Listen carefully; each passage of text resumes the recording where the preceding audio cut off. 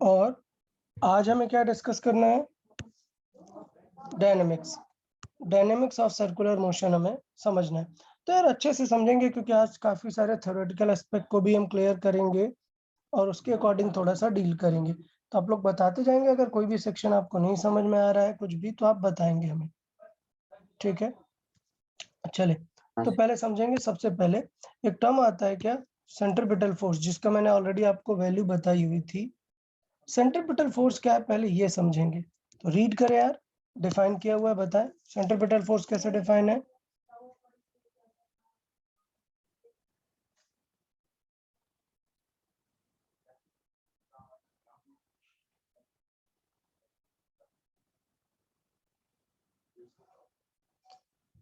चलो बताएं क्या समझ में आया यहाँ से। मतलब it is a force which helps to generate circular motion और उसका डायरेक्शन हमेशा सेंटर की तरफ होता है। ओके ठीक है, तो मतलब ये है कि पहली बात तो ये समझना है, it is just a name, it is not any real force. मतलब सेंट्रीपिटल ऐसा कोई रियल फोर्स नहीं है, सेंट्रीपिटल एक नेम है जो कि सर्कुलर मोशन परफॉर्म करने में हेल्प करेगा। तो सपोज मैं एक थ्रेड से एक मास हैंग कर रहा हूँ और उस मास को कैसा सर्किल में घुमा रहा हूँ, तो इसका मतलब इस थ्रेड में क्या फोर्स जनरेट हो रहा होगा, एक टेंशन फोर्स। तो इसका मतलब ये है कि इस बार सेंट्रीपिटल एक नेम है, उस नेम को कौन जस्टिफाई कर रहा है, कौन सा फोर्स एक्ट कर रहा है, टेंशन फोर्स। क्लियर?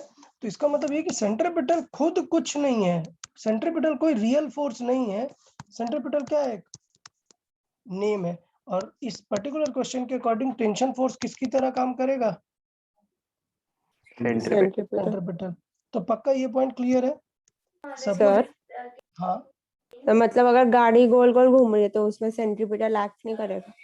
करेगा ना, बिल्कुल करेगा। गाड़ी अगर गोल गोल ऐसे घूम रही है तो उस पर definitely it has some force directed towards the centre, ठीक है?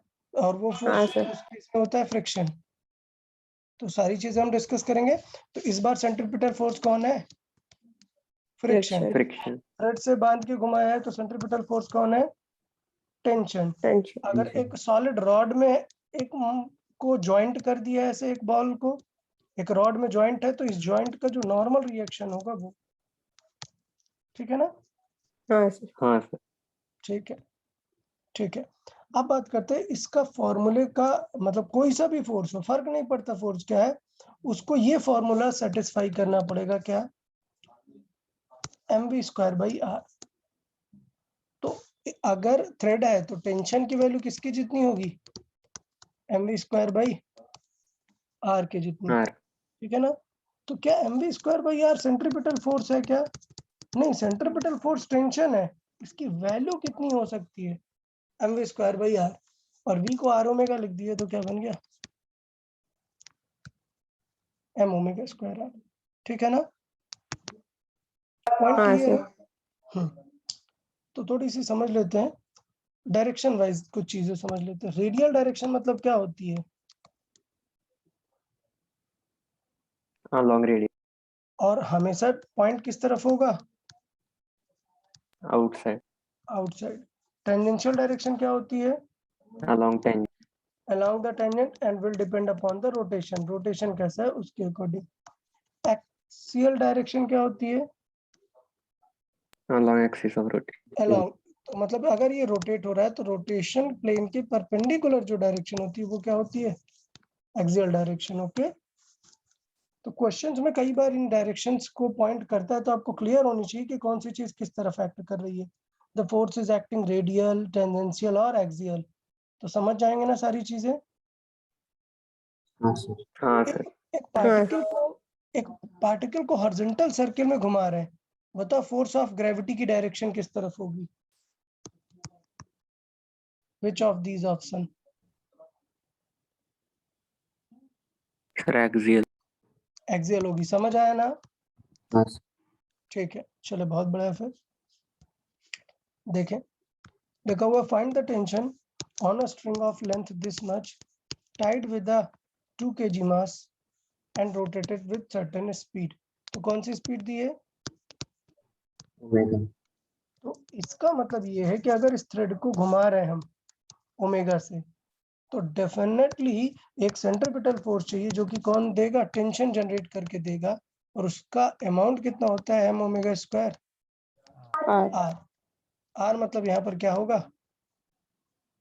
L। समझा अभी सब लोगों को कैसे इसे फाइंड करना है टेंशन को? बताइए। हाँ सर। हाँ सर। ठीक है, तो ये हमने कर दिया। मतलब क्या है कि रोटेशन में एक फोर्स सेंटर की तरफ चाहिए ही चाहिए, वही होगा क्या? Tension force. अब थॉट आता है कि फिगर तो मैं ऐसे बनाता हूँ, ऐसे फिगर बनाने में आपको लगने लगता है कि mg यहाँ पर लग रहा है। नहीं, ये सारा क्वेश्चन किसका है?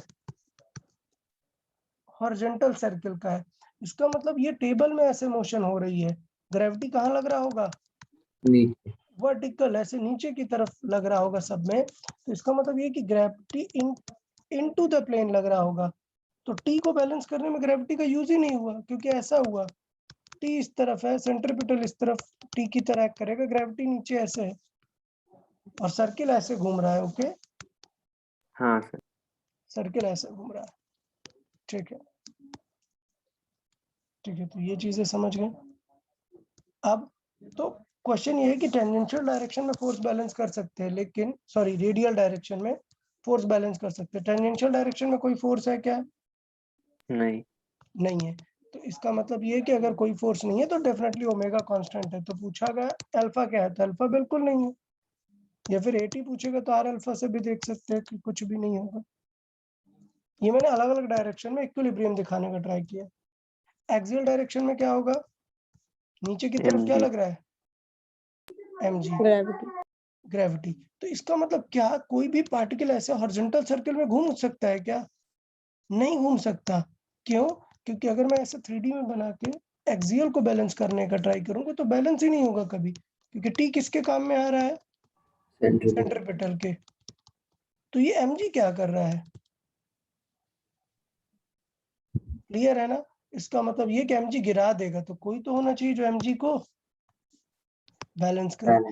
इसलिए आप कभी खुद से घुमाकर थ्रेड को ऐसे हॉरिजॉन्टल नहीं मूव करा सकते। कब करा सकते? जब एयर रेजिस्टेंस भी लगने लगेगा। तो अगर एयर रेजिस्टेंस का कोई कंपोनेंट होगा जो किसको बैलेंस कर लेगा? mg। mg को, तो वो बैलेंस होगा। अदरवाइज आप हॉरिजॉन्टल सर्किल में घुमा ही नहीं पाओगे। ऐसा फ्लैट हॉरिजॉन्टल कभी नहीं बनेगा, ऐसे एंगल पर बनेगा। ठीक है, एंगल पर बनेगा तो देखो काम बन गया। इधर लग रहा है टी और mg होगा इधर। अब देखो टी नहीं बैलेंस करेगा सेंट्रीपिटल को, टी का एक टी कांस्टेंट। कंपोनेंट बैलेंस करेगा। तो टी का एक component definitely mg mg mg को को भी बैलेंस करेगा। ठीक है ना? क्लियर? तो हाँ इसका सर। मतलब ये होगा कि अगर ये मोशन, ये हॉरिजॉन्टल सर्किल किसी टेबल में हो रहा होता तो एक नॉर्मल रिएक्शन आती जो किसे बैलेंस कर लेती? mg को। mg को। तो हमेशा क्वेश्चन में ध्यान देना कि mg की कभी भी जरूरत पड़ेगी जब आपको नॉर्मल रिएक्शन वगैरह पूछा होगा कुछ। ओके, हाँ सर। ठीक है।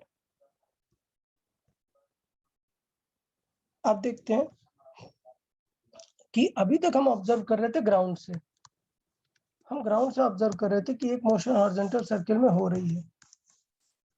ठीक, अब सोचो अगर हम किसके रेस्पेक्ट में सॉल्व करें इसे? With respect to object. अगर हम विद रेस्पेक्ट टू ऑब्जेक्ट अगर हम जज करने लग गए तो मतलब ऑब्जेक्ट की स्पीड हमें क्या माननी पड़ेगी फिर? रेस्ट पे। अगर आपने इसे रेस्ट पे कंसिडर किया तो इसका मतलब क्या हुआ? प्रॉब्लम आ गई एक, क्योंकि रेस्ट पे कर दिए तो सेंट्रीपिटल लगेगा क्या? नहीं, क्योंकि रेस्ट में नहीं लग रहा ना, वो तो सर्कुलर मोशन में लग रहा है। तो इसका मतलब अगर आप सर्कुलर मोशन का क्या सॉल्व कर रहे हैं?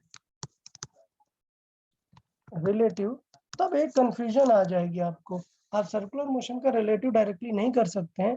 आपको एक ध्यान देना पड़ेगा कि अगर आप रिलेटिव कर रहे हो तो जो आपको ये सेंट्रीपिटल लग रहा है उसके अपोजिट डायरेक्शन में एक फोर्स जस्टिफाई करना पड़ेगा। क्या हो जाएगा वो? उसको बोलते हैं सेंट्रीफ्यूगल। क्या बोलते हैं? सेंट्रीफ्यूगल। तो सेंट्रीफ्यूगल जो है क्या ये भी कोई रियल फोर्स है? नहीं, नहीं, ये सिर्फ एक केस में आएगा जब आप क्या सॉल्व कर रहे हैं, रिलेटिव। रिलेटिव। क्योंकि जब आप रिलेटिव से सॉल्व करें तब आप सेंट्रीपिटल लिख सकते हो क्या? नहीं, सेंट्रीपिटल नहीं लिख सकते क्योंकि रिलेटिव में तो वो ऑब्जेक्ट रेस्ट पे कंसिडर करोगे ना। तो हम तब कौन सा फोर्स दिखाते हैं? एक सेंट्रीफ्यूगल। तो मैं आपको बताऊंगा कि मुझे क्वेश्चन सॉल्व करना सेंट्रीफ्यूगल से अच्छा लगता है। ठीक है, क्यों? क्योंकि उस केस में हम सीधे ये बोलेंगे, पहले हम बोलते थे कि सेंटर की तरफ कौन सा फोर्स है, टी। टी किसके जैसा काम कर रहा है? सेंट्रीपिटल। लेकिन जब मैं विद रिस्पेक्ट टू ऑब्जेक्ट दिख रहा हूँ तो मुझे ऑब्जेक्ट को क्या करना पड़ेगा? बैलेंस। इसका मतलब अगर सेंटर पे टी लग रहा है तो आउटसाइड क्या लगेगा? टी। टी का मतलब टी को बैलेंस करने वाला फोर्स, जिसे हमने क्या नेम दिया? सेंट्रीफ्यूगल। क्लियर? ठीक है ना? हाँ सर। सर ओके, हाँ। सर लेकिन अगर हम रिलेटिव में विद रिस्पेक्ट टू ऑब्जेक्ट देखेंगे तो सेंट्रीपिटल 0 आएगा, तो सेंट्रीफ्यूगल भी 0 होना चाहिए ना। नहीं नहीं नहीं, यही तो बात बताई कि सेंट्रीपिटल कोई रियल फोर्स है ही नहीं। वो तो क्या था? एक नेम था जो हमने किसे असाइन किया था? टी को। अब यार सर्कुलर मोशन हो ही नहीं रही तो वो नेम असाइन कर पाओगे क्या? नहीं, नहीं। तो मैंने ऐसा सेंट्रीपिटल 0 नहीं बोला, ये गलत कर दिया। सेंट्रीपिटल है ही नहीं, वहां पे रियल फोर्स है क्या? टी। और हम उसे सेंट्रीपिटल के जैसा नेम दे रहे थे, अब हम नेम नहीं दे सकते, अब हम किसके जैसा देंगे उसे? सेंट्रीफ्यूगल। सेंट्रीफ्यूगल के जैसा, कि सेंट्रीफ्यूगल सेंट्रीपिटल को बैलेंस करने वाला है। ओके, अरे just a second, just give me a second, okay, just a minute.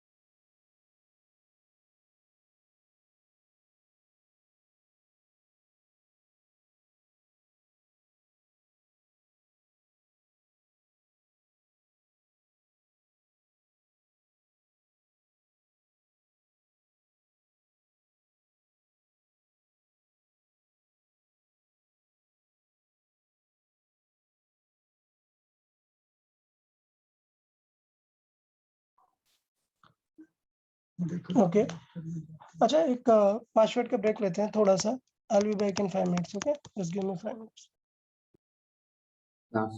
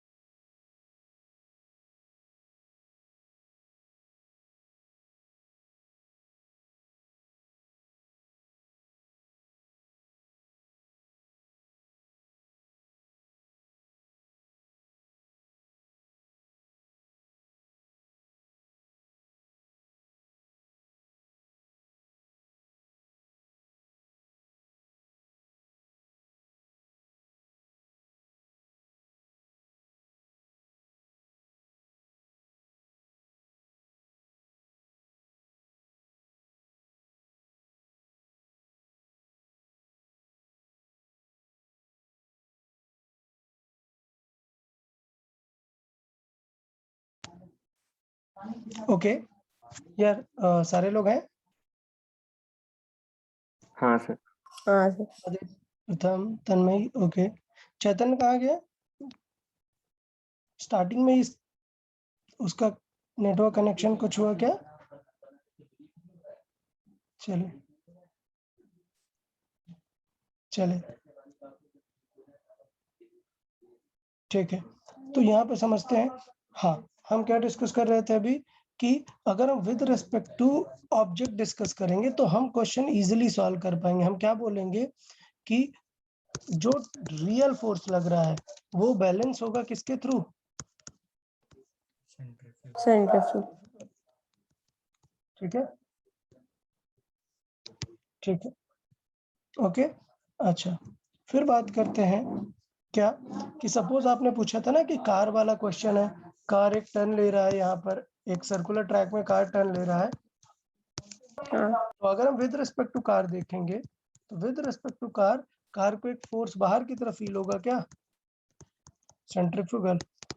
इसका मतलब ये है कि अगर कार ऐसे टर्न लेने का ट्राई करेगी तो वो बाहर स्किड कर जाएगी। किसकी वजह से? सेंट्रीफ्यूगल की वजह से।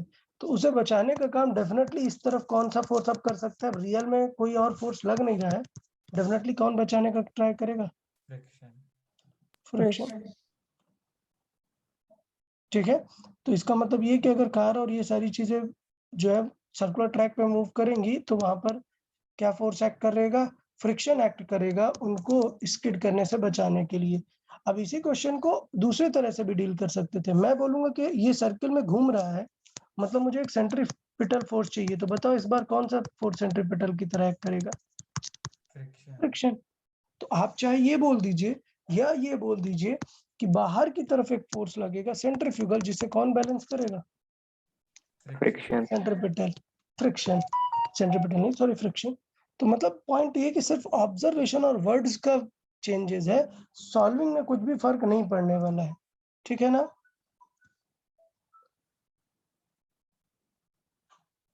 तो अगर मैं बात करूं observing car and driver from inside the car, inside the car मतलब with respect to the car, तो with respect to the car तो सारे ऑब्जेक्ट कैसे हैं? रेस्ट पे है ना। तो जब भी कभी आप with respect to object solve करते हो तो एक्चुअल में कोई सर्कुलर मोशन नहीं हो रही होती है, तो मैं बताता हूँ कि वहां पर एक सेंट्रीफ्यूगल फोर्स लगता है और उससे कोई बैलेंस करता है वो फोर्स। ठीक है, तो हाँ ये सर। पॉइंट है कि बस क्वेश्चन सॉल्विंग का डिफरेंस बदल गया है, ये सेंट्रीफ्यूगल का मीनिंग है। अच्छा बताओ, क्या सेंट्रीपिटल और सेंट्रीफ्यूगल एक साथ आ सकते हैं क्या? नहीं, दोनों किस पे डिपेंड करते हैं? ऑब्जर्वेशन। ऑब्जर्वेशन पे। जब आप with respect to ground observe कर रहे हो तो कौन सा फोर्स एक्ट करेगा? सेंट्रीपिटल। और जब आप विद रिस्पेक्ट टू ऑब्जेक्ट बोलोगे तब कौन सा फोर्स एक्ट करेगा? सेंट्रीफ्यूगल। सेंट्रीफ्यूगल। तो सेंट्रीफ्यूगल की बात अगर हम करें तो सेंट्रीफ्यूगल एक रियल फोर्स नहीं है, इसलिए हम इसका नाम क्या देते हैं? Pseudo force. क्या है ये? सूडो। Pseudo force. इसका काम क्या है? बस वो बैलेंस करना सिचुएशन को, जब हम किसी ऑब्जेक्ट के रेस्पेक्ट में ऑब्जर्व करते हैं। ठीक है, तो सेंट्रीफ्यूगल एक रियल फोर्स नहीं है, ये क्या है? एक सूडो फोर्स है जिसका काम है सिर्फ बैलेंस करना। और उस सूडो फोर्स की वैल्यू कितनी होती है? m²/r। ओके, और डायरेक्शन क्या है इसकी? आउटवर्ड। उसकी इनवर्ड है और इसकी आउटवर्ड। ओके, अब दूसरी बात जो मैंने बताई, दोनों कभी साथ में एक्ट नहीं करते।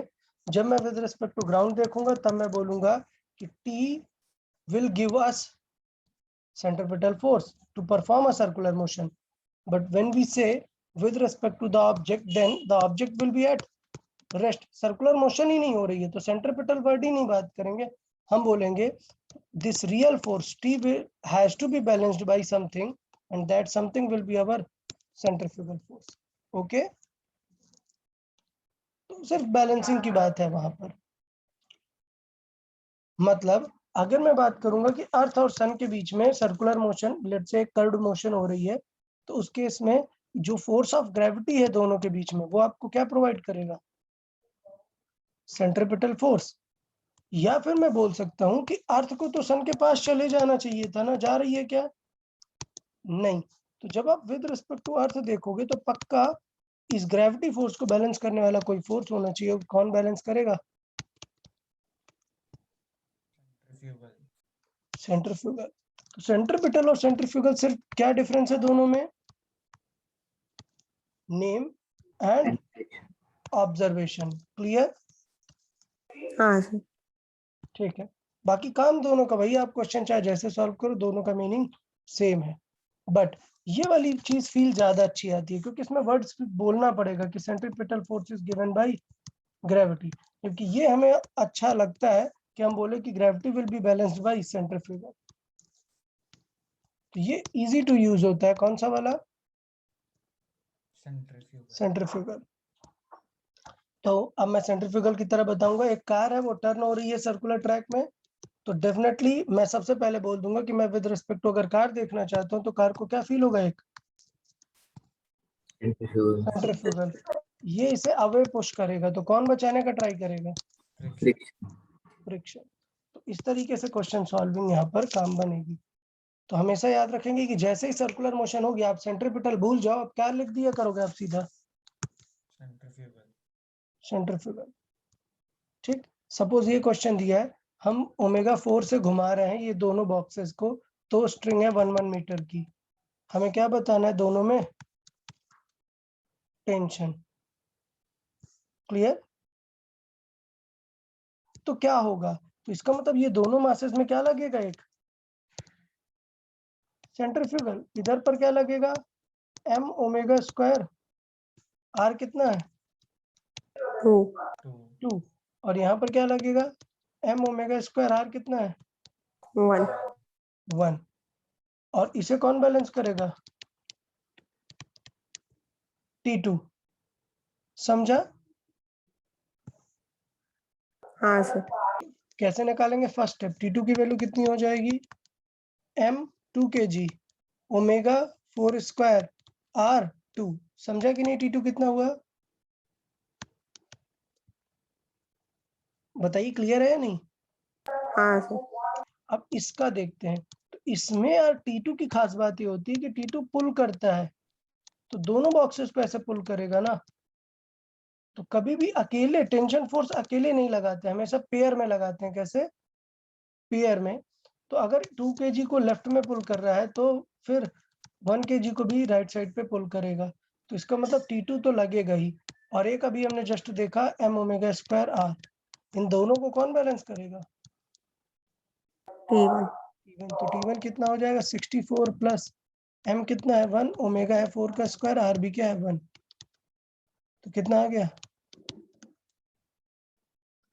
समझ आया T1 T2 कैसे निकाला हमने? हाँ सर। हाँ सर। तो ये फोर्स बैलेंस पक्का क्लियर है ना सभी को? कैसे m ओमेगा स्क्वायर r को यूज करना है। और ये T2 की डायरेक्शन जरूर बनाना है, हमेशा पेयर में लगता है फोर्स। तो सपोज अपने आप अपने हैंड पे यहाँ पे पकड़ के ऐसे घुमा रहे हो, तो आपके हैंड को कितना फोर्स फील होगा? T1। ठीक है ना? हाँ सर।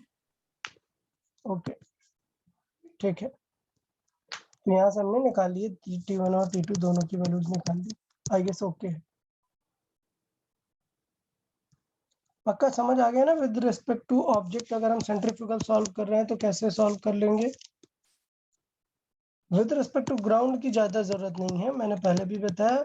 आपको फिर लिखना पड़ेगा इस तरीके से कि 2 kg पे कौन सा फोर्स लग रहा है? T2। T2 will give us centrifugal यहाँ पर। बट 1 में कितना फोर्स लग रहा है नेट? 1 में लग रहा है T1 इस तरफ, T2 इस तरफ, मतलब क्या नेट फोर्स लग रहा है? T1 minus T2। वो हमें देगा क्या? सेंट्रीफ्यूगल। तो ये सोचना यार थोड़ा कम अच्छा लगता है, इससे बेटर होता है कि लेफ्ट राइट सारे फोर्स क्या कर दो? बैलेंस। क्लियर है या नहीं यार? बताइए। चले हाँ सर। चलिए तो इसमें फाइंड करें, इस क्वेश्चन में T1 T2 T3 सारा कुछ फाइंड करें जल्दी से।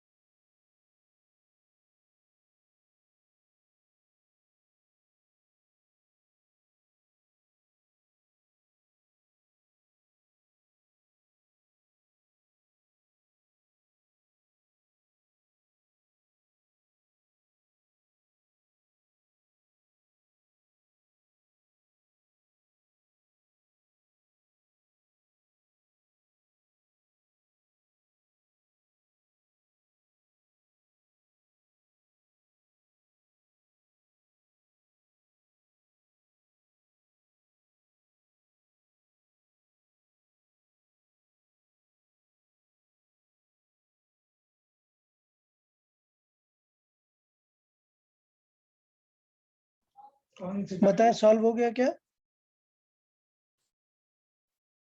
सॉल्व हुआ ऑल 3? हाँ सर। सारे लोग बाकी? चैतन्य, आदित्य? हाँ सर।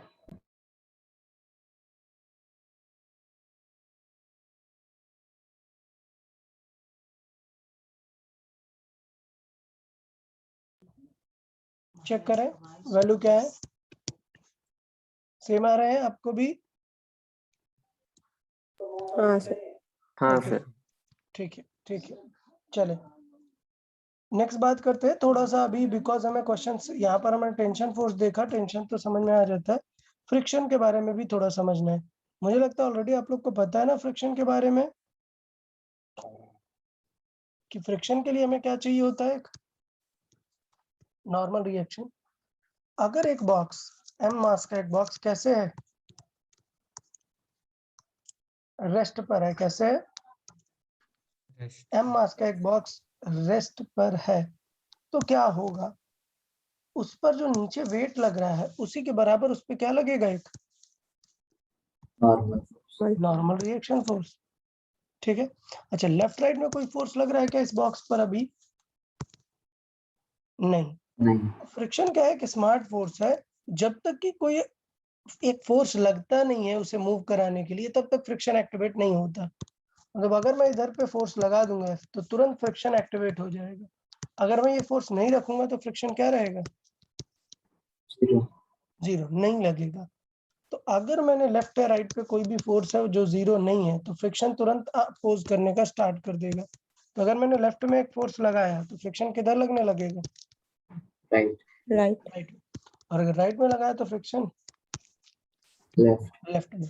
और फ्रिक्शन की मैक्सिमम वैल्यू कैसे चेक कर सकते हैं, म्यू, म्यू क्या होता है,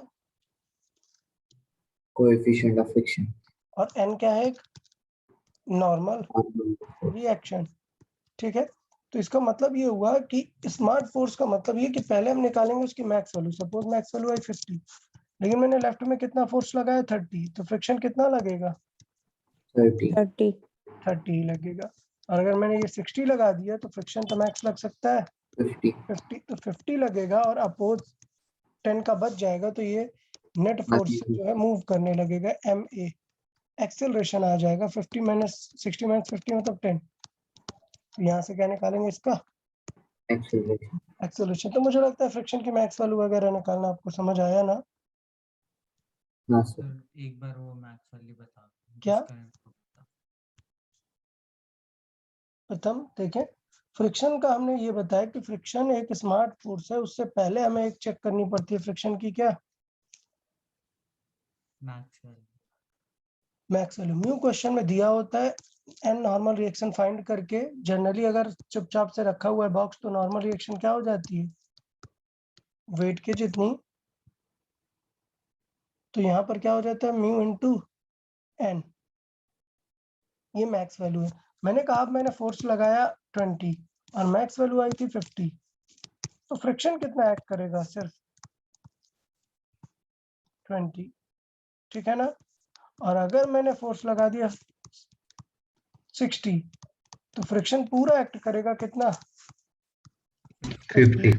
और उसमें एक एक्सेलरेशन आ जाएगा क्योंकि 60 डोमिनेट कर गया 50 से, ठीक है ना? हाँ सर। चले, अगर ये गिवन क्वेश्चंस हैं, 20 kg का बॉक्स है तो बताओ वेट कितना हुआ इसका? 200 न्यूटन। नीचे की तरफ लगेगा वेट, नीचे की तरफ लगेगा तो नॉर्मल कितना जनरेट होगा? 200। तो बताओ फ्रिक्शन मैक्सिमम कितना लग सकता है? कितना? 80 म्यू इनटू एन। तो इन गिवन केसेस में बताओ फ्रिक्शन फिर कैसे लगेगा? इसमें कितना लगेगा? 40, 40, इसमें 60, 80, इसमें 80। 80, क्योंकि 100 पहुंच गया बट फ्रिक्शन एक्सीड नहीं कर पाएगा, वो 80 ही लगेगा। तो ये क्वेश्चन रेस्ट पे है, ये भी रेस्ट पे है, ये जस्ट मूव होने स्टार्ट होने वाला है और ये राइट साइड पे मूव करने लगेगा क्योंकि 100 ज्यादा हो गया। ओके ना? हाँ हाँ सर।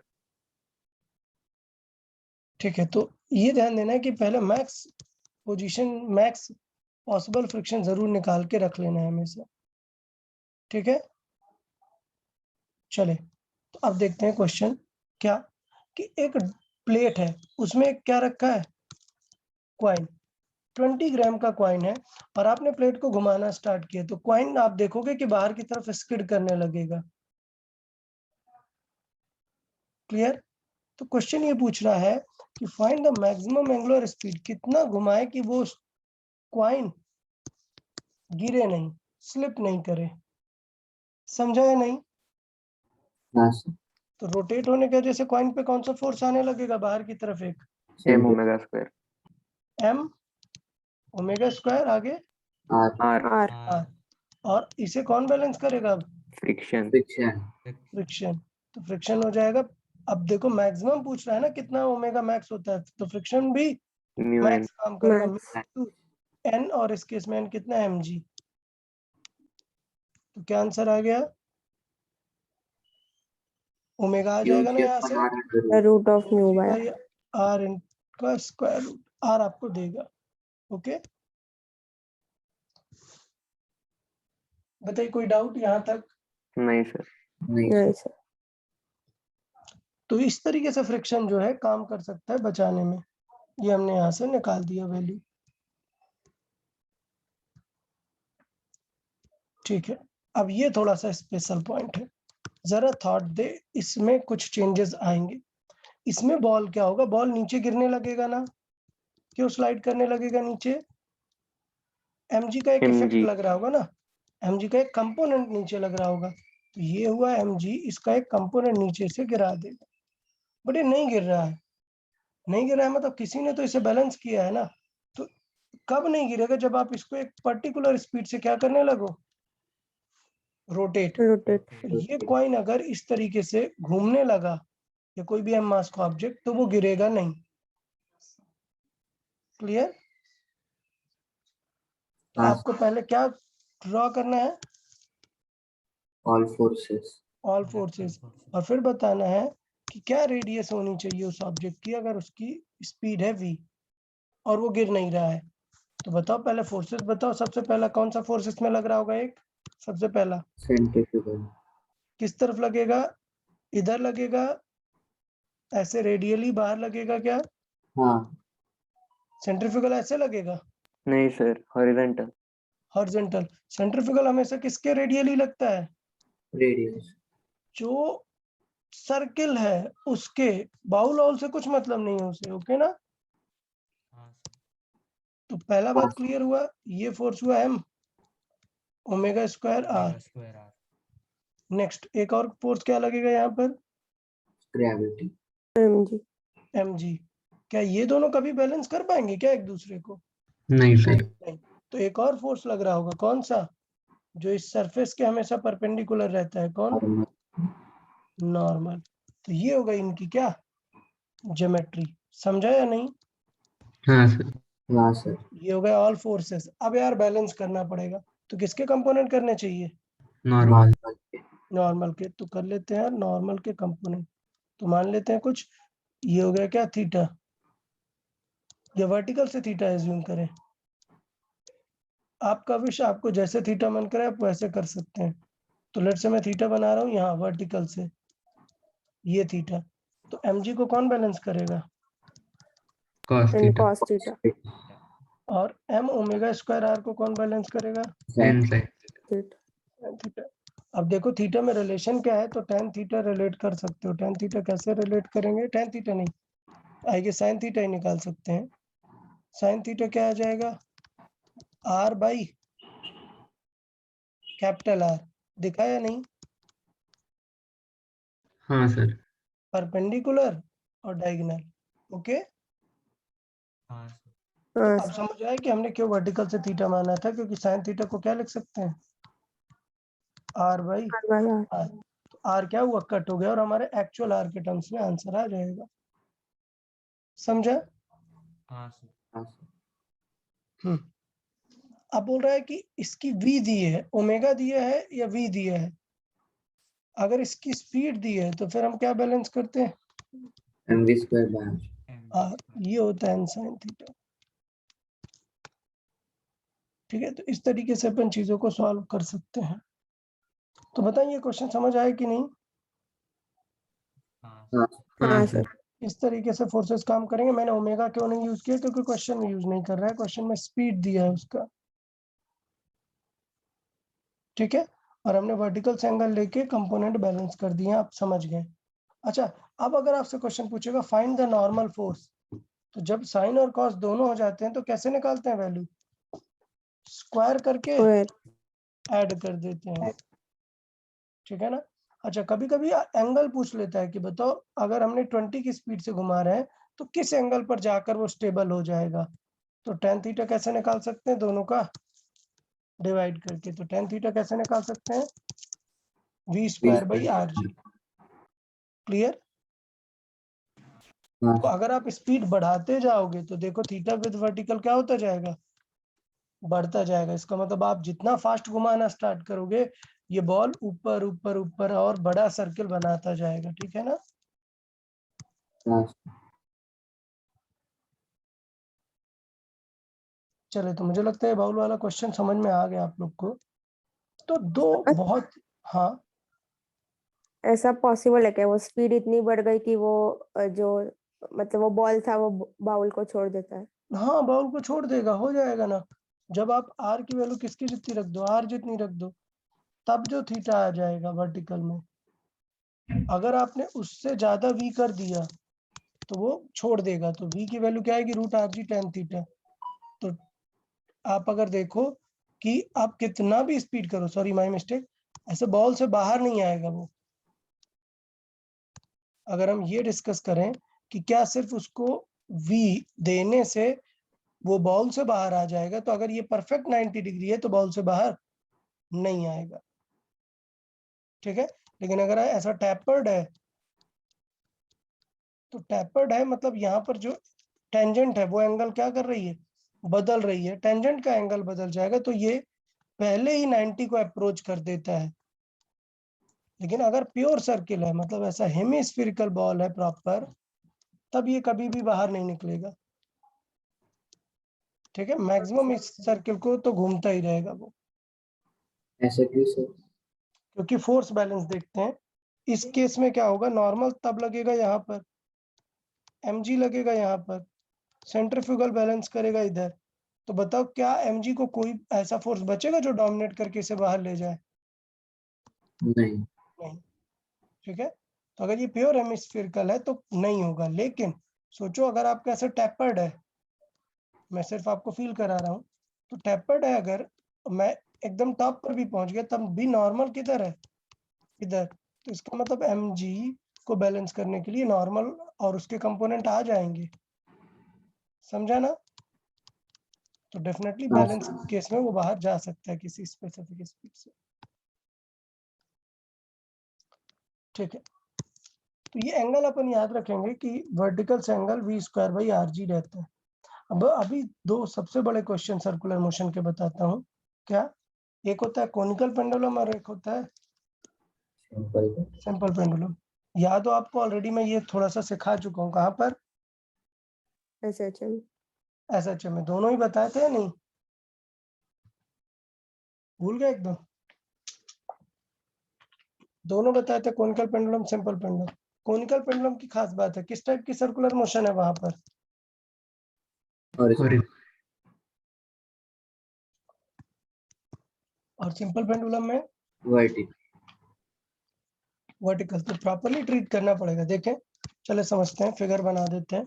इसका मतलब ये है कि हम इसे ऐसे ओमेगा से घुमाएंगे तो हॉरिजॉन्टल सर्किल में घूमता है, एक कोन टाइप बनती है, इसलिए इसे क्या बोलते हैं? इसलिए इसे क्या बोलते हैं? Conical pendulum. कोनिकल पेंडुलम बोलते हैं। तो अब समझे, कोनिकल पेंडुलम जस्ट अभी मैंने समझा दिया। क्या? कि थ्रेड के अलॉन्ग क्या लगेगा? टी। जिस सर्किल में घूम रहा है उसके जस्ट अपोजिट में m⍵²r और नीचे mg। तो बताए फोर्स डायग्राम समझ आया या नहीं? हाँ हाँ कोनिकल पेंडुलम का। ठीक है, फोर्स बैलेंस देख लेते हैं। टी कॉस थीटा mg को बैलेंस करेगा, टी साइन थीटा m⍵²r को। तो इसका मतलब tan थीटा की वैल्यू कितनी आ जाएगी? v²/। R। अच्छा, एक प्रॉब्लम ये है, क्या है कि हमें r के बारे में नहीं पता होता है, तो r किसकी तरह लिख सकते हैं हम? Sine theta. साइन थीटा से लिख सकते हैं ना। साइन थीटा से वर्टिकल से L/R/L। तो r क्या हो गया? L sine theta. तो यहाँ पर जब हम m⍵² को बैलेंस करें तो r को क्या लिख सकते हैं? L। Sine theta. यहाँ से कट होके t डायरेक्टली आ जाता है, क्या? m⍵²L। तो t निकालना काफी इजी होता है इस तरीके से। क्लियर है या नहीं? हाँ हाँ सर। तो हमें एंगल निकालना भी आ गया और हमें t निकालना भी। पक्का दोनों चीजें क्लियर सभी को? अब देखते हैं वर्टिकल सर्कुलर में। देखें यहाँ पर वर्टिकल सर्कुलर मतलब है, मतलब mg लग रहा होगा नीचे, बट सर्किल कैसा है? सर्किल तो ये वाला है ना, तो सेंट्रीफ्यूगल ऐसे लगेगा ना बाहर की तरफ। क्लियर है या नहीं? हाँ सर। कोनिकल में वो ऐसा हॉरिजॉन्टल सर्किल कर रहा था, इसलिए ये बाहर इधर लग रहा था। वर्टिकल सर्किल में समझ आया कि नहीं किधर लगेगा सेंट्रीफ्यूगल? हाँ सर। तो इसका मतलब ये हो गया फिगर डायग्राम। क्या? mg लग रहा है नीचे, t लग रहा है और सेंट्रीफ्यूगल लग रहा है। अब बताओ, अगर आप t और इसके कंपोनेंट करने लग गए तो दो बार कंपोनेंट करने पड़ेंगे ना। उससे बेटर किसके कंपोनेंट कर लो? mg के। समझा कि नहीं यहाँ पर? हमें अगर हमने इन एक्सिस में किया तो दो कंपोनेंट करने पड़ेंगे, टी और सेंट्रीफ्यूगल।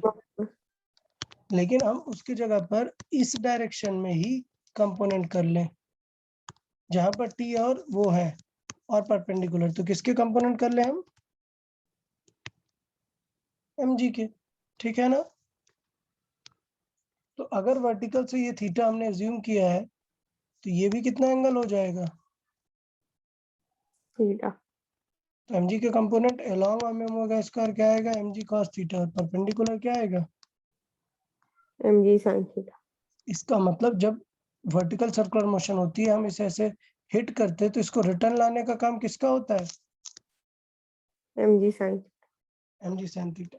तो ये यूनिफॉर्म मोशन थी, आपने नोटिस किया था ओमेगा क्या था? सेम। बट यहाँ पर क्या फोर्स लग रहा है? यहाँ पर क्या एक एक्स्ट्रा आ गया है? टेंजेंशियल फोर्स एक आ गया ना यहाँ पर। हाँ सर। टी और ये लोग तो बैलेंस कर लेंगे, बट एक्स्ट्रा टेंजेंशियल क्या है? उसको v देता रहेगा, तो कांस्टेंट वेलोसिटी नहीं होगा। तो कोनिकल पेंडुलम एक यूनिफॉर्म वेलोसिटी क्वेश्चन है, जबकि वर्टिकल मोशन एक वेरिएबल वेलोसिटी क्वेश्चन है। ओके, हाँ सर। तो कौन किसे बैलेंस करेगा? यहाँ पर लिख दिया है mg sin थीटा क्या करेगा? टेंजेंशियल एक्सेलरेशन देगा आपको। इसी की वजह से ओमेगा या उसकी स्पीड क्या है? चेंज हो रही है। तो यहाँ पर बैलेंसिंग क्या लगाएंगे? टी को कौन बैलेंस करेगा? m omega square r plus mg का cos थीटा। क्लियर है या नहीं? हाँ सर। हाँ सर। ठीक है। जनरली इस चैप्टर में हम ओमेगा स्क्वायर आर नहीं यूज करना पड़ता, क्या यूज करते हैं हम? M V square by R, क्योंकि यहाँ पर ओमेगा नहीं देता है, यहाँ पर स्पीड देता है कि किस स्पीड से वो जा रहा है आ रहा है। ओके, फिर हाँ बात की टाइम पीरियड की। तो कोनिकल पेंडुलम का टाइम पीरियड किसी भी चीज का टाइम पीरियड होता है 2 पाई बाई ओमेगा, और यहाँ से हम ओमेगा की वैल्यू क्या कर सकते हैं? निकाल सकते हैं। ओमेगा क्या आ जाता है? यहाँ से हम सॉल्व कर देंगे। क्लियर है या नहीं? हाँ और सर। ये ओमेगा की वैल्यू यहाँ पर रख दी, स्मॉल आर की वैल्यू भी रख दी। ठीक है, तो साइन कैंसिल आउट हुआ और क्या आ गया? L cos theta. तो ये फाइनली मैंने कराया भी था आपको एसएचएम में, कंपैरिजन भी कराया था कि कोनिकल पेंडुलम के टाइम पीरियड में यहाँ क्या आता है? कॉस थीटा, जबकि सिंपल पेंडुलम में सिर्फ आता है। क्लियर है या नहीं? हाँ सर। ठीक है, अब ये बताओ, जब कोनिकल पेंडुलम में ओमेगा बार बार चेंज हो रहा है, तो हमने टाइम पीरियड कैसे निकाल दिया? ओमेगा अगर बार बार चेंज कर रहा है तो सेम टाइम पे कवर होगा ही नहीं ना। तो याद रखना है कि ये टाइम पीरियड सिर्फ वैलिड है कब? Small angle. स्मॉल एंगल है, स्मॉल ऑसिलेशन। ऐसे ज्यादा ऑसिलेशन नहीं हो रहा है, वरना टाइम पीरियड ऐसे नहीं निकालेंगे। ओके,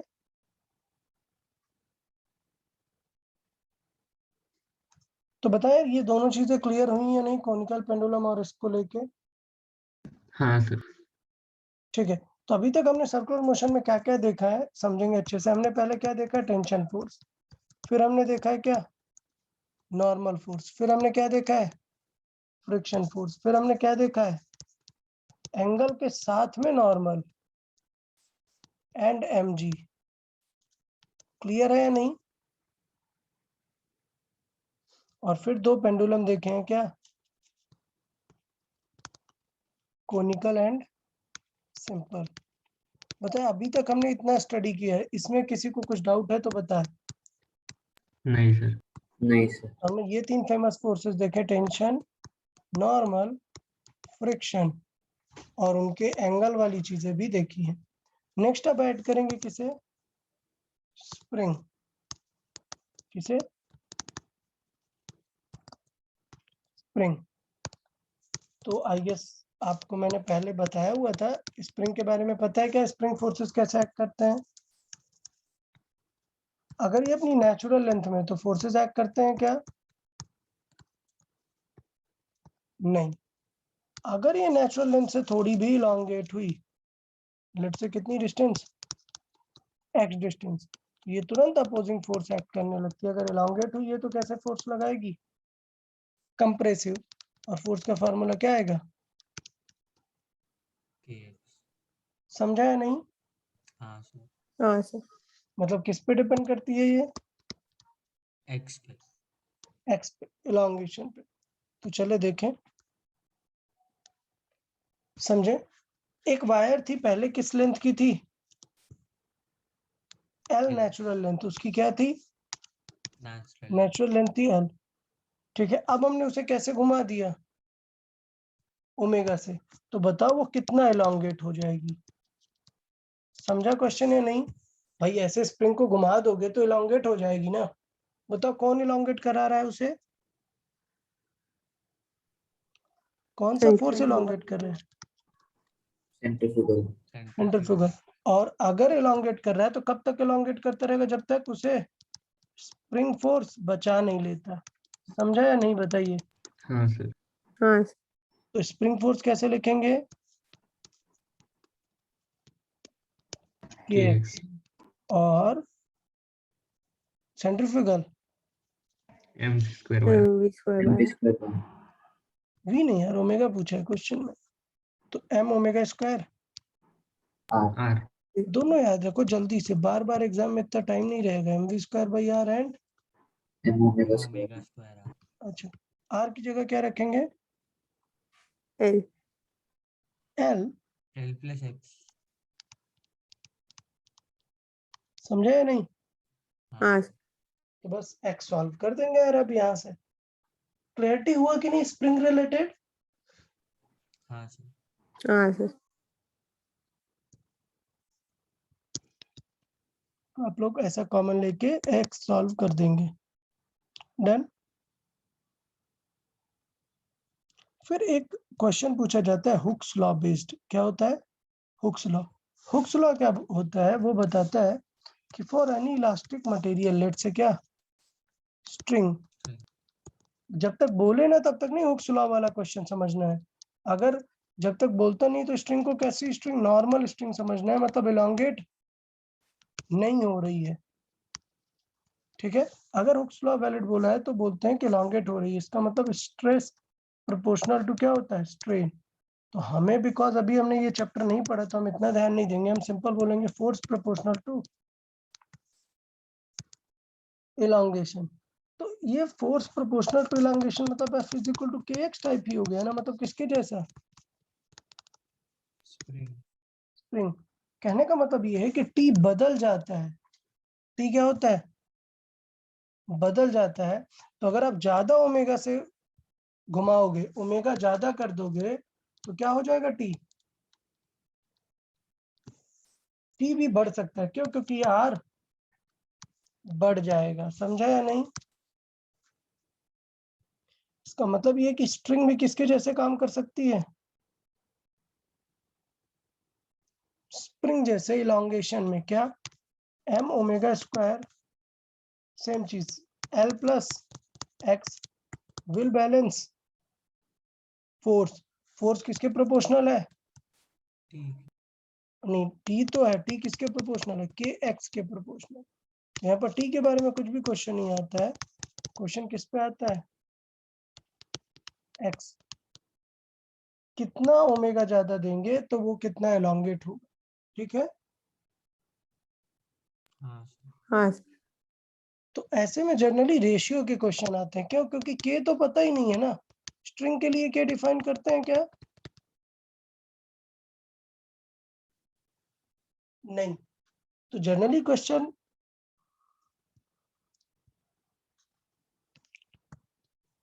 ऐसा बनेगा कि जब उसे 20 RPM से घुमा रहे थे तब उसकी लेंथ कितनी थी, 10 सेंटीमीटर थी। जब 50 RPM से घुमाने लगे तो लेंथ कितनी हो जाएगी, जबकि इनिशियली लेंथ इसकी कितनी थी, 8 सेंटीमीटर। समझा कि नहीं? हाँ सर। समझ आया? दोनों बार क्या करना है, डिवाइड कर देना है, तो ओमेगा स्क्वायर जो है डायरेक्टली आपको रिलेट हो जाएगा उसकी एल से। समझा? हाँ सर। ओके, तो हमने नई चीज स्प्रिंग फोर्स भी देख ली। अब एक पार्ट देखते हैं, ये काफी थॉटफुल क्वेश्चन है एक्चुअली, मतलब थोड़ा दिमाग लगा के अच्छे से समझ के इसे करना है। अभी तक मैंने क्वेश्चन बताया था ना कि थ्रेड में क्या बैलेंस कर लिए, एक हमने मास और उसे घुमा रहे हैं। ओके, अब लेट्स से हमने यहाँ पर क्या लगाया, एक रॉड, क्या लगाया, एक रॉड, और इसे हॉरिजॉन्टल सर्किल में घुमा रहे हैं। अब बताओ क्या क्या फोर्सेस लगेंगे, नेट फोर्सेस क्या होंगी?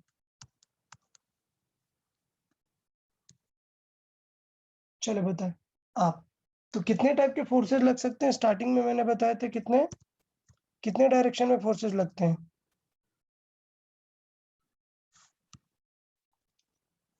कितने डायरेक्शन में फोर्सेस लगते हैं? 3। क्या एक लगेगा यहाँ पर, क्या एक नॉर्मल, जो किसे बैलेंस करेगा? mv square by m omega square. और एक mg भी तो नीचे लगेगा, उसे कोई तो बैलेंस कर रहा होगा, तो कौन बैलेंस करेगा? एक नया नॉर्मल, क्योंकि ये रॉड के साथ फिक्स किया है ना, तो कितने भी नॉर्मल लग सकते हैं ना। समझ आया या नहीं? हाँ सर। तो इसका मतलब अगर मैं पूछूं find the net force on the block, on the block मतलब ब्लॉक के सारे नेट फोर्स फाइंड करने हैं, लेकिन पूछा net force due to rod on the block, तो रॉड कितने फोर्सेस लगा रही है ब्लॉक पे? सिर्फ 2 दो, N1 एंड n2। N2। और ऑन द ब्लॉक सारे फोर्सेस फाइंड करने हैं, तो आप सारे फोर्सेस फाइंड कर सकते हैं। क्लियर है या नहीं ये डायग्राम? हाँ सर।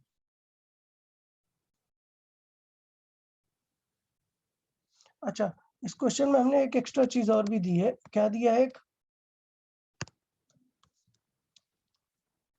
अल्फा।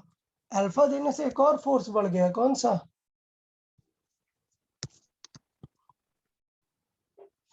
एटी, टेंजेंशियल, समझा ना? क्योंकि एटी क्या होता है?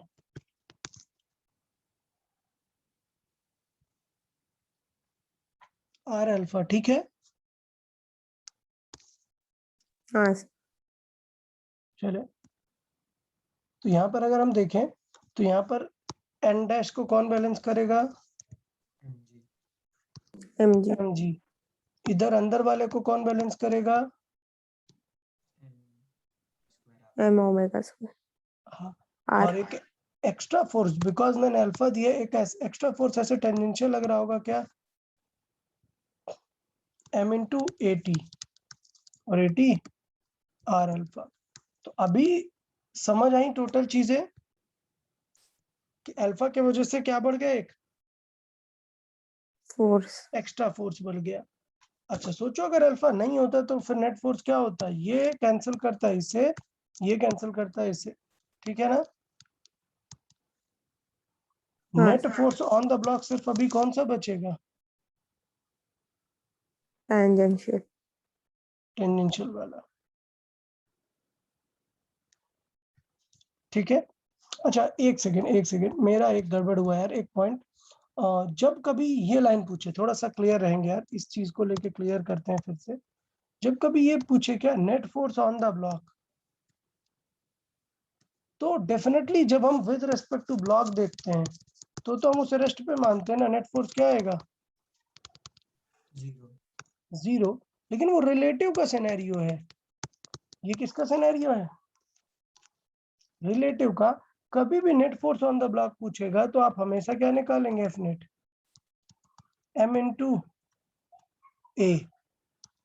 मतलब अगर कोई एक ऑब्जेक्ट सर्कुलर मोशन कर रहा है और मैंने पूछा कि बताओ नेट फोर्स कितना होगा, तब आपको ये नहीं बोलना कि सर टी बैलेंस कर लेगा किसे? सेंट्रीफ्यूगल को। नेट फोर्स क्या है? 0।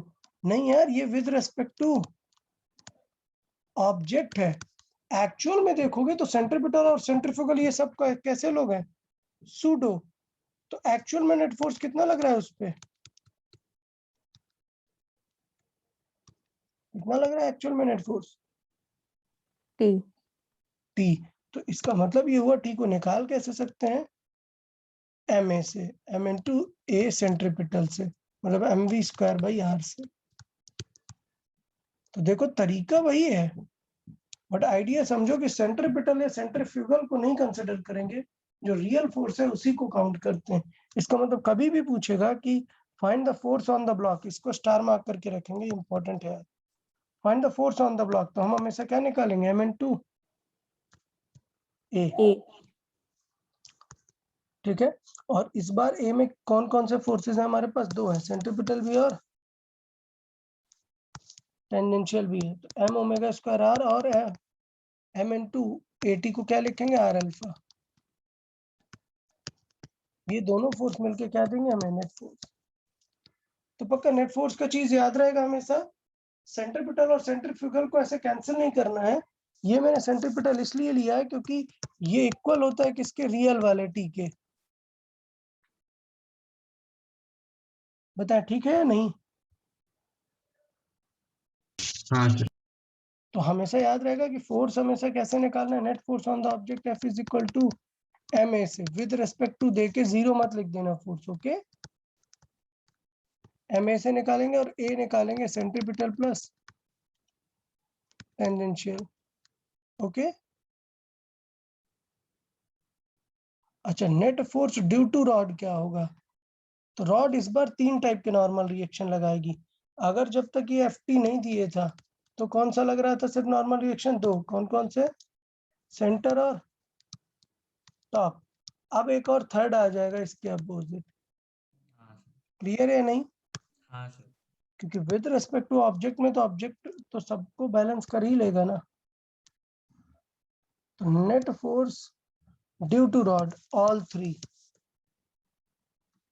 क्लियर है या नहीं। हाँ सर। तो ये कॉन्सेप्चुअल क्वेश्चन था, काफी कॉन्सेप्चुअल क्वेश्चन था, मुझे लगता है अभी क्लियर हो गया होगा। हाँ चलो एक अच्छा क्वेश्चन देते हैं और, एक रॉड है जिसे हम घुमा रहे हैं ओमेगा से, इस रॉड में लेट से एक रिंग पड़ी हुई है। तो यार जब हम रॉड को घुमाते जाएंगे तो ये रिंग बाहर की तरफ जाने लगेगी ना, नो फ्रिक्शन है,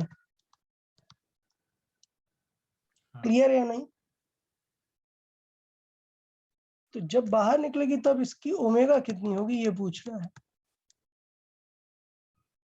तो अगर आप विद रिस्पेक्ट टू ऑब्जेक्ट देखोगे तो देखो बहुत ही कॉम्प्लिकेट होने वाला है। ऑब्जेक्ट की मोशन तो ऐसी दिखेगी ना, हाँ सर। हाँ सर। ठीक है। ऑब्जेक्ट की मोशन तो ऐसे पूरा स्पाइरल होगी, कॉम्प्लिकेटेड होगी। लेकिन अगर आप किसके रिस्पेक्ट में, मतलब ग्राउंड से अगर देखेंगे तो ऐसी दिखेगी। लेकिन अगर आप कैसे सॉल्व करें, with respect to rod. Rod, rod के रिस्पेक्ट में सिर्फ वो कैसे दिखेगा, स्ट्रेट लाइन। स्ट्रेट लाइन आगे जाता हुआ। और कौन सा फोर्स उसे आगे लेके जा रहा होगा, centrifugal. Omega square R. M omega square R. अब बताओ इसमें से कौन सी चीज वेरिएबल है, आर। Are are. इसके वजह से फोर्स क्या है, वेरिएबल। वेरिएबल है। तो क्वेश्चन पूछ रहा है कि बताओ जब वो यहाँ पहुंच जाएगा तब उसकी ओमेगा कितनी हो जाएगी। तो एफ मतलब क्या दिया है, एम कैंसिल आउट हो जाएगा, ए की वैल्यू कितनी है, ओमेगा स्क्वायर आर, और आर क्या वेरिएबल है, मान लेते हैं लेंथ क्या है, 0 टू एल। आर को इंटीग्रेट करना पड़ेगा 0 टू एल। तो बताओ एक्सेलरेशन को क्या लिखेंगे हम कि इंटीग्रेट कर पाए हम आर के रेस्पेक्ट में। टी वाला तो नहीं लिखेंगे ना, क्या लिखेंगे, omega D omega by D theta, clear है। ये होगा एंगल के टर्म्स में, लेकिन हमें एक्स के टर्म्स में चाहिए, तो हमें ओमेगा की जगह क्या लिखना चाहिए, वी डीवी बाई dx, ठीक है। तो प्रॉब्लम आएगी कि यार ये तो ओमेगा है, तो इसे हम बदल देते हैं, क्या लिख देते हैं, वी स्क्वायर बाई आर, मतलब क्या, एक्स, क्लियर। यार समझा या नहीं? हाँ सर। और इस तरीके से अपन इंटीग्रेट कर सकते हैं। तो आप समझे, अगर मैं यहाँ से आपको बनाऊं कि with respect to ground observe करूंगा तो मोशन कैसी दिखेगी? स्पाइरल। कैसी दिखेगी? स्पाइरल। समझ आया या नहीं सबको? हाँ सर। और अगर विद रिस्पेक्ट टू ऑब्जेक्ट देखोगे तो वो ऑब्जेक्ट सिर्फ किस डायरेक्शन में जा रहा है? Horizontal Outward. डायरेक्शन में। क्या उसको रोकने वाला कोई फोर्स है इधर रेडियली इनवर्ड? कोई फोर्स नहीं बचा बेटा। फ्रिक्शन कर सकता था बट नहीं है वो। इसका मतलब एक वेरिएबल फोर्स से क्या कर रहा है वो? आगे जाता जाएगा। तो हमें चेक करना पड़ेगा कि वो उस वेरिएबल फोर्स से कितनी देर में वहां से बाहर निकल आएगा या किस स्पीड से बाहर निकलेगा। समझ आया नहीं बताइए? हाँ सर। हाँ सर। ठीक है, तो हमने लिख लिया यहाँ पर कि x के रेस्पेक्ट में v को क्या लिख सकते हैं, हमने लिखा और सॉल्व कर देंगे। अच्छा, ओमेगा वेरी कर रहा है क्या? नहीं। नहीं सर। नहीं। इसका मतलब v बाई एक्स लिखने की जरूरत नहीं है ओमेगा को, क्योंकि ओमेगा तो इंटीग्रेशन में आएगा ही नहीं ना, क्योंकि ओमेगा क्या है? कांस्टेंट ओमेगा से घुमा रहा है ना। हाँ सर। तो इसका मतलब क्या होगा? v dv is equal to omega square बाहर आ जाएगा x dx। हम देखेंगे कि 0 टू v फाइनल स्पीड मिल गई अगर क्या है यहाँ पर 0 टू l लेंथ तक कवर की। समझा? तो निकाल सकते हैं कि किस स्पीड से बाहर जाएगा। कोई डाउट यहाँ तक? नहीं सर। अब देखो क्वेश्चन अगर बोल दे कि इनिशियली वो कहाँ पर था? रेस्ट पर, L/2 पर था। कहाँ पर था इनिशियली? रेस्ट पे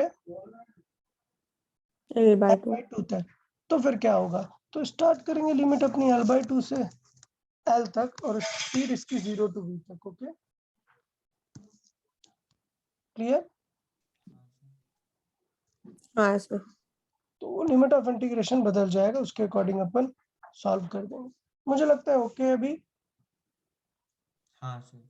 हाँ सर। ठीक है, तो यार बेटा आज फोर्सेस में बहुत सारे केसेस है डिस्कस कर लिए हमने। आप एक बार अच्छे से नोट से गो थ्रू करेंगे और शीट देता हूं मैं, आप लोग शीट सॉल्विंग स्टार्ट कर सकते हैं। ठीक है? हाँ सर। हाँ हाँ सर। ठीक है, ठीक है। तो चले यार, आप लोग फिर शीट सॉल्विंग करें। अपन नेक्स्ट लेक्चर में इसको कंप्लीट करेंगे चीजों को और फिर शीट का डिस्कशन करेंगे। ठीक है? हाँ सर। अभी हाँ नेक्स्ट 2 डेज थोड़ा सा बाहर जा रहा हूं मैं, तो अभी नेक्स्ट 2 डेज लेक्चर नहीं है, तो आपके पास इनफ टाइम है शीट सॉल्व करने का। ठीक, वर्टिकल सर्कुलर मोशन आप सॉल्व नहीं करेंगे, सिर्फ हॉरिजॉन्टल करेंगे। ओके, वर्टिकल अभी बाकी है पूरा। आप समझ रहे हैं ना? सारे केसेस में मैं ग्रेविटी इग्नोर करके और सिर्फ हॉरिजॉन्टल मोशन है सॉल्व कर रहा हूँ, हॉरिजॉन्टल सर्कुलर। ओके, हाँ सर। ठीक है, चलो ठीक है फिर। Take care everyone. हाँ, नोट्स अच्छे से ध्यान देंगे और शीट सॉल्व कर लेंगे। हाँ सर। ओके, चलो बाय बाय देन। हाँ, bye bye sir. Sir. Bye bye.